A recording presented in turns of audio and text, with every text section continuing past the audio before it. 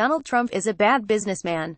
There's no arguing that he's not. If he'd taken the money his father gave him and dumped it all in totally average mutual funds, he'd be better off today than he is after a lifetime of half-baked dealings that have bankrupted himself and others and shorted taxpayers. In order to survive his terrible deals, reporters who've looked at Trump's dealings after the 2016 election have found that he's relied on graft and shady partnerships. In a new podcast with Slate, The New Yorker's Adam Davidson breaks down what he's learned from spending the last year looking at Trump business dealings around the world.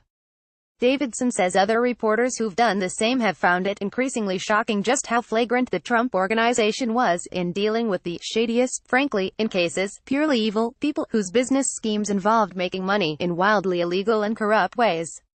I do think most Americans, including Trump's hardcore supporters, have a general sense that this is a guy who isn't going to be a stickler for the rules, and has probably done some sort of technically illegal things or shady things.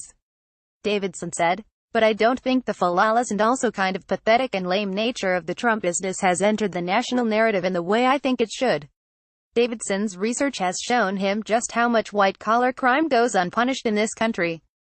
There are only a handful of cases a year, he says, and often those are corporations turning over low-level employees to avoid larger sanctions. But Trump's dealings haven't been ordinary by these standards. The Trump organization took risks, did work with partners that very few Americans would ever consider working with, he says. So I don't want to give the impression that he's just run-of-the-mill, he's just like everybody else, because that's something I hear a lot, and that always drives me crazy. He's not. Which brings us to Cohen. Cohen was a dealmaker who scouted shady deals for the president, Davidson says, and he therefore knows a lot.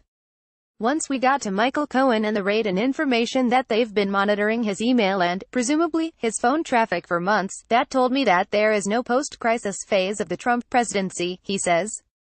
We now have 2 investigations. And this new one, the one that involves Cohen, is going to get a lot closer to the core of who Trump is. It takes a long time for national narratives to shift and change. But they do eventually shift and change. I think this one will shift to a very different understanding of who this Donald Trump guy is. You can listen to the podcast here. You can watch Davidson talk about Trump's worst ever deal on Morning Joe below.